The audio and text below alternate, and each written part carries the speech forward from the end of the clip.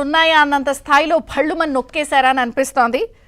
Record బద్దలైన polling శాతం 81.17, 1.10 postal ballot, అలాగే మిగిలిందంతా 80% కలుపుకుని 81.17% రికార్డ్ స్థాయిలో టర్న్అవుట్ నమోదైనట్టుగా ఎన్నికల కమిషన్ వెల్లడించింది. అయితే ఎప్పుడైతే పోలింగ్ కంప్లీట్ అయిందో, పోలింగ్ శాతం వచ్చేసిందో, ఆంధ్రప్రదేశ్లో ఇప్పుడు ఒక రకమైనటువంటి చర్చ నడుస్తోంది. అటు ఏ ఇద్దరు మాట్లాడుకుంటున్నా, పార్టీల్లో కానీ, లీడర్లు కానీ, కింది స్థాయి క్యాడర్ కానీ, వాట్సాప్ మెసేజ్లు, సోషల్ మీడియాలో ఒక్క మాట చాలా బాగా వైరల్ అవుతోంది.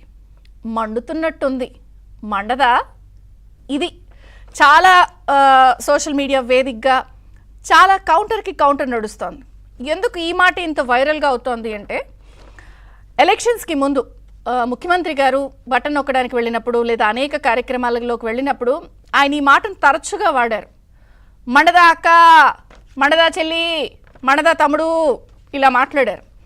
అయితే ఇప్పుడు ఎప్పుడైతే సోషల్ మీడియాలో మళ్ళీ దాన్ని కౌంటర్ చేస్తూ మండుతున్నట్టుంది, మండదా అన్న పాయింట్ ఎందుకు అవుతోంది వైరల్గా అంటే, ప్రధాన కారణం పోలింగ్ శాతమే అనేది ఎక్కువ మంది ఆంధ్రప్రదేశ్లో మాట్లాడుకుంటున్నారు.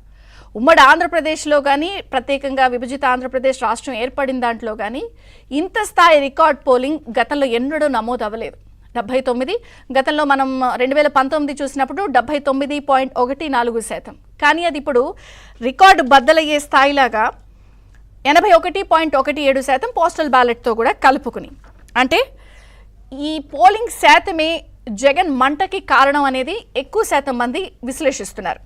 ఓడిపోతున్నాం అనే అనుమానం వైసీపీ శిబిరంలో, జగన్ శిబిరంలో అన్ని వైపుల నుంచి అలుముకున్నది అన్నదే ఈ అంశానికి ప్రధాన చర్చ. అదొక రకంగా వాళ్ళని వణికిపోయేలాగా చేస్తున్నాయి రెండో రోజు నుంచే అని చెప్పచ్చు. ఎలా చెప్పేస్తున్నారు వణికిపోతున్నాయి అన్నప్పుడు, 2 రోజుల నుంచి జాగ్రత్తగా కొన్ని పరిణామాలు మనం విశ్లేషిస్తే, అసహనం, ఆక్రోశం, ఉడుకుబోత్తనం, ఏం చేస్తున్నామో తెలియటం లేదు, సహనం కోల్పోవడం, అవి దాడుల రూపంలో బయటపడటం ఒక అంశం.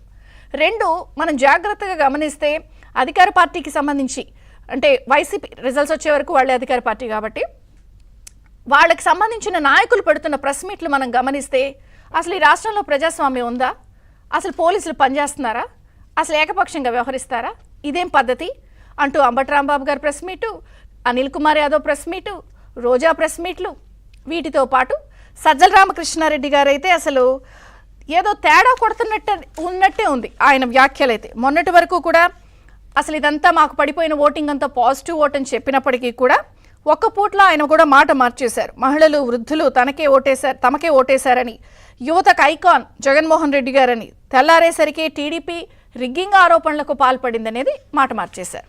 పాజిటివ్ ఓట్ అన్న దగ్గర నుంచి రిగ్గింగ్ ఆరోపణ దాకా వచ్చేశారు. ఆయన మాట కూడా మారిపోయింది. ఇక విధ్వంసకాండ ఏ స్థాయిలో ఆంధ్రప్రదేశ్లో కొనసాగుతోందంటే, తిరుపతి, తాడిపత్రి, పల్నాడులో వైసీపీ మూకలు అసలు ఎంత బరితెగించి చెలరేగిపోయాయంటే నెత్తురోడుతున్నాయి. పల్నాడు నెత్తురోడుతోంది. తన్నండి, తరమండి, తగలబెట్టండి అన్నట్టుంది. పోలింగ్ మర్నాడు నుంచే కారంపూడిలో ఘటనలు యుద్ధభూమిని తలపిస్తోంది. తిరుపతిలో, చంద్రగిరిలో అయితే ఏకంగా టీడీపీ అభ్యర్థి పులివర్తి నానిపైనే హత్యాయత్నం. ఆయన గన్మెన్కైతే ఇదంతా కూడా రక్తం ఓడుతున్న పరిస్థితి.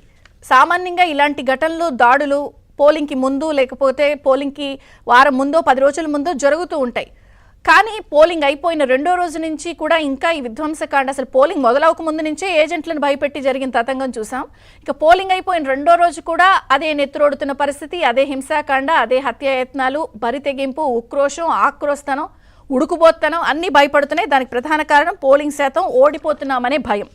అంటే ఇప్పటిదాకా ఇదంతా ఎలా చూడాలి అంటే, రెండో రోజుకే అధికార పార్టీ వైసీపీలో కాన్ఫిడెన్స్ పోయిందా, కూటమిలో జోష్ ఎందుకు పెరిగింది, సో అధికంగా ఈ ఓటింగ్ శాతం ఎలా చూడాలి అంటే, మేనిఫెస్టోలు, సిద్ధాంతాలు ఇవన్నీ కూడా జనం పట్టించుకోలేదా, జగన్ వర్సెస్ యాంటీ జగన్ అనే విషయాన్నే పరిగణలోకి తీసుకున్నారా, కేవలం అసలు ఈ రాష్ట్రాన్ని కాపాడుకోవాలనే దేశాలు, పట్టణాలు, నగరాలు దాటి పల్లెలకు పోటెత్తి సొంతూళ్ళకెళ్ళి ఓటు వేశారా, జగన్ వర్సెస్ యాంటీ జగన్ అనే నరేటివ్లోనే ఈ ఎలక్షన్స్ జరిగాయా? ఈ పోలింగ్ శాతం ఇంత జరగడానికి ప్రధాన కారణం, ప్రభుత్వంపై సహజంగా ఎక్కడైనా వ్యతిరేకత ఉంటుంది, అది ద్వేషంగా టర్న్అవుట్ అయి ఇంత పోలింగ్ శాతం వచ్చిందా?